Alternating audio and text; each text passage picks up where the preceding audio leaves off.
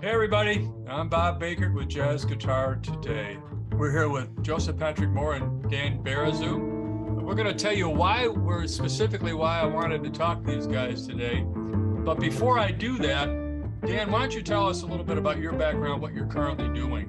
What I'm currently doing as far as playing, just play around Atlanta. You're teaching at Emory still, right? Yes. Okay, so jazz guitar there. Yeah, for those of you who don't know, Emory University is a world famous, well-known school, and so you're being quite modest, to be honest with you. And yes, he is. He is, and they've got a hell of a program there with Gary Motley, I think, is heading it up. And if you don't know that name, Gary Motley, he's one of the finest pianists in the world. Period. He does a great job. He's an amazing player, but he's also, I understand, a great educator. I've never taken his classes, but the word on the street is from people that I trust that he's amazing. And so how long you been around Atlanta playing? Since 98. 98. I think that's when I met Joe too. Yeah. Pretty close to that time. And Joseph, you were here in Atlanta, and obviously you're a bass player. And tell us a little bit about you and what you're up to. Thanks, Bob. Thanks so much for having me today, and Dan. It's great to see everybody. So I moved to Atlanta in 1996, right around the time of the Olympics. Right after the Olympics. I moved from Memphis to Atlanta. I lived there 20 years, and in 2017, I moved to Henderson, Nevada, where I'm currently at now, and I'm playing for lots of things in there for 20 years. And I did meet Dan in 98ish. We played hundreds, if not thousands, of gigs together, and established a really cool friendship and music kinship. And anyway, so now we've kept in touch all these years, but thanks to Zoom and remote stuff, Dan and I are still able to do projects remotely. But I do live here, and I'm working for a Cirque du Soleil show, playing bass on a show called Mystere. Right. Playing bass 2 shows a night, Friday through Tuesdays, 10 shows a week. And additionally, I'm also assistant music director on the show, which just kind of happened after I got the gig. And you also have Blue Canoe Records. I do have a record label, which I started in 2003-ish, and Dan's a part of the label. Jimmy Haslett from the Yellow Jackets, former Yellow Jackets member, original founding member. He's kind of integrated a big integral part of the label. So he's brought a lot of projects to the label that have a lot of West Coast LA studio musicians on the albums. And so, yeah, there's I want to say 80 artists on the label and 100 something releases at this point. That's saying something. I mean, that's, again, you're so modest. Actually, I appreciate the modesty. I really do. So anyway, the reason why we are here today is because since the inception of the magazine, one of the things that I've been, anybody who will listen to me scream from the mountaintop is that jazz doesn't have to be My Funny Valentine or Oleo or Giant Steps. Right. It doesn't have to be something from the American Songbook. It doesn't have to be a Charlie Parker, rewrite of an old tune, basically the changes and putting your own melody on it, or something like an etude like Giant Steps, for example. I mean, jazz is an approach, is what I like to tell people, to music. Would you guys agree with that, or am I making shit up? I agree. Okay. I totally agree. It's about jazz, to me, is about moving music forward. Right. And that's what the history of jazz is, from Dixieland, big bands, bebop, avant-garde, funk, fusion, smooth jazz. It's just constantly evolving. That's the way it should. So when Charlie Parker and all those guys were playing those tunes, and those tunes were relatively new tunes. They were relatively new songs. I mean, they weren't 50 years old, 100 years old, 60 years old. So, I mean, they were within, sometimes they were right there, on Broadway. But for some crazy reason, the jazz curriculum, if you will, pedagogy, depending on how you want to say that, you say tomato, I say tomato, has been to continue the tradition of playing basically, I don't want to say the same old tunes, because they're great tunes and they're part of the vocabulary, and everybody should learn a lot of them. I mean, there's no question about that. But it's not the only thing, certainly. and I also say you don't have to play jazz on an upright bass, even though I know you do. And a big fat guitar. I mean, you can play with a telly, you can play with a, you name it, bass or whatever. I mean, it's not the instrument, it's not even the vehicle, it's the approach is what I've been saying.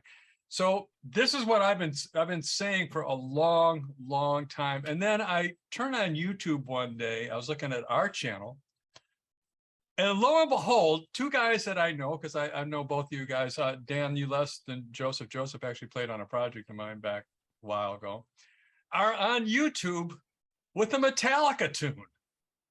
And the fact that I knew you guys was great.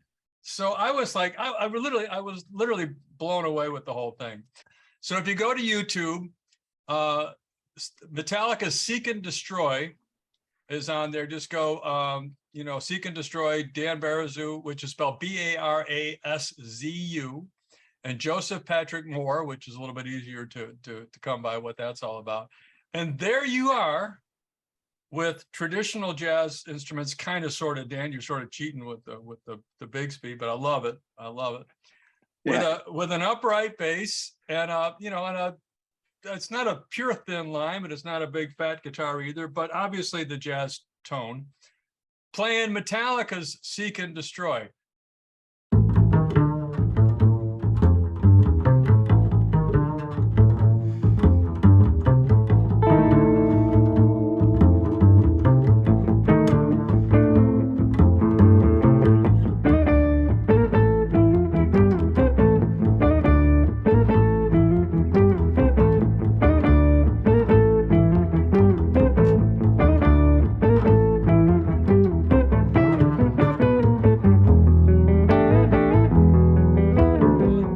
About this, how it came about, what are you guys thinking? And before I say thank you for doing it, but tell us about how you decided that tune, and what was your motivation to do all that?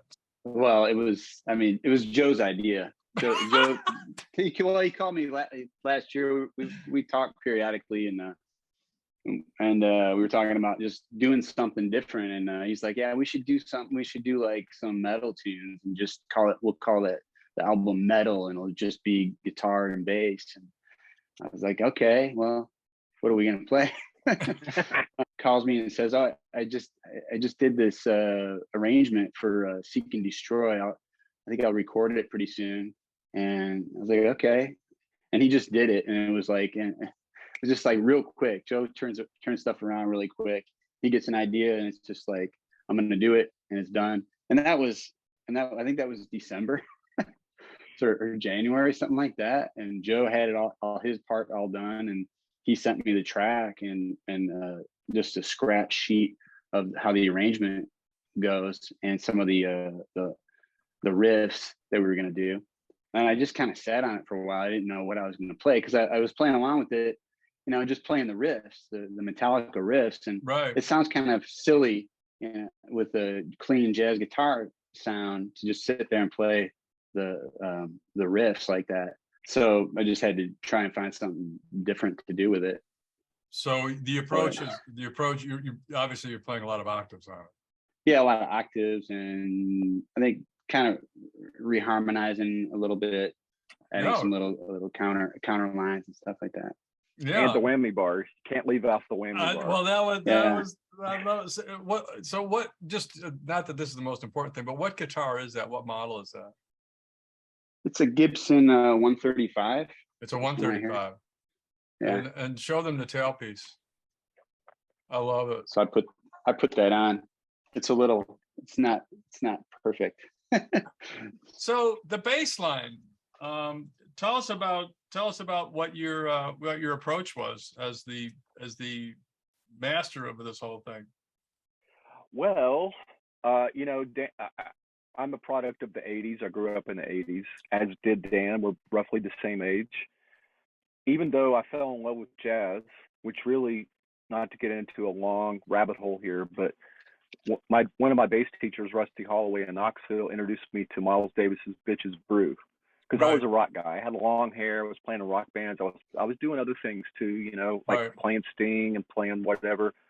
But when he introduced me to Bitches Brew, I was like, it was kind of like a revelation for me. So then from that point on, it was like, wow, I think I like jazz, even though I know, you know, in a historical perspective, that was, even though an amazing album for Miles or for anybody, that was kind of a demarcation point. So anyway, I started going back, and then I started studying Duke Ellington and Charlie Parker and Louis Armstrong and da da da. So I like, that was the catalyst for me to go back in the history of jazz and kind of get, you know, a perspective, because it's like, I love Dave Holland, I love so many bass players, and it's like, well, who did they study from? You know, Paul Right. Chambers, Ray Brown, etc., Jimmy Blanton, you know. And so I started doing this whole thing. Anyway, so all that to say, I think I have a fairly decent viewpoint of the historical perspective of jazz. And one of the things I discovered in my personal journey is, you know, jazz is all about moving the music forward. So that's always kind of been in the back of my brain, even though I'm learning, like you said, oleo and these standard tunes. Mm-hmm. I once had James Williams, the great jazz pianist player. I worked with him like 3 or 4 times, and he was just a great mentor to me personally, but I'm many other people. But I remember him saying one time, the reason that these tunes are standard tunes is because they've proven the test of time. You know, Right. oleo, for example, it's probably been recorded 1,000 times by so many different great artists. Right. But it's like, to me, it's, you referenced Giant Steps. It's like, it's so definitive, and it's such a thing. It's like, to go into that world, you got to have a lot of balls to feel like you could make it as good or better than Coltrane did, and not to disparage anybody trying to do that. I think everybody should. But Right. anyway, I say all that to get to where we're at now with this Metallica song, and that, well, who has played Metallica in a jazz format? Maybe I'm not aware of anybody, but I'm sure they're out there. But because Dan and I grew up in the 80s, and both Dan and I have a understanding of the lineage of jazz, it's like, why don't we just try to do something so radically different? Right. And I don't know if I'm answering your question, but basically that was one of the first tunes I learned. I was always a Metallica fan in high school. I actually saw them opening for Ozzy, and I saw Me Cliff too. Burton. Yeah, you did too. That's right. The same. Yeah, we talked about that. Master of Puppets, and and I saw Cliff Burton about a month before he passed away. And I remember there was the moment I was like near the front of the stage, you know, in high school, and I remember him looking at me and me looking at him, and he was like rocking out, and I just had this like 5-second connection with his eyes, and it was just like something I've never really forgotten, you know. Right. And Yeah, sure. anyway, I've always been a fan, dude. I really respect them on so many levels, and it was just like, what would this be like? What would it be like? I don't know, but what if Dan and I do our thing and understand the history of jazz, just try to do something, I hate to say more current, because the song's 40 years old at this point, Right. Well, that was kind of you another know. point. Yeah, it is. It's still But 40 anyway, years old. so that was kind of just generally the idea of where where I'm coming from, and I think Dan is too, in so many Right. ways. So When back in the day, when I was growing up, when we were playing metal when I was in high school, that was like one of the jam tunes. People would come to my house, and we would play. What are we gonna do? Like a jam session at, you know, jazz jam. What do you want to play? Hey, let's do Seek and Destroy. All right, go. You know, we started playing. Well, So it's like everybody knew that tune. I think it was a metal standard. I think a couple things. One is, for guys that played, let's say they've only played jazz or only played blues or whatever it is, and they've never attempted metal, you should try it sometime, and to get a little respect, because it's a bitch to play well. It's really hard, especially with the right hand. It will give you cramps in a second in your right hand. It's hard Right. to play. It's hard to play well. Metal is like bluegrass. You know, I thought I would be able to kill on bluegrass, and then I went and tried to play it for about 6 months with one of your buddies, Curtis Jones, maybe a year. And I just said, man, this is really, it's got its own very specific stuff. And don't knock it until you tried it. You know, it might not be sonically what you want to listen to, but boy, it takes a lot of skill to do it well, like anything, actually.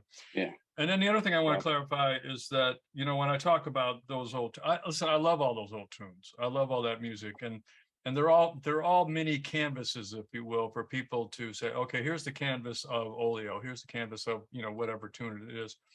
When what am I going to do with this landscape? You know, what am I going to do with this? You know, here's what I think.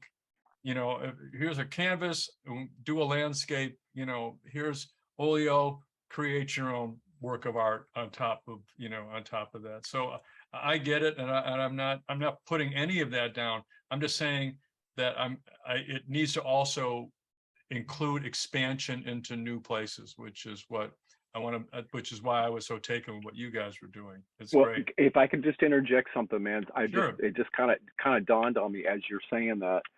Herbie Hancock did an album, at this point, maybe it's 10 years old, called Possibilities. Mm-hmm. And it was originally released, I think, just through Starbucks, and I got it, but it was like with John Mayer and Christina Aguilera and blah, blah, blah, blah, blah. And he was playing, and then there was another album he did called A New Standard, with Jeff Schofield, Dave Holland. I can't remember who else was on the album at the second, but it was like Prince tunes and Nirvana and like Don Henley, and it was like he already had the idea, you know, and it was just like, I guess for me, taking that kind of mindset and cue about possibilities.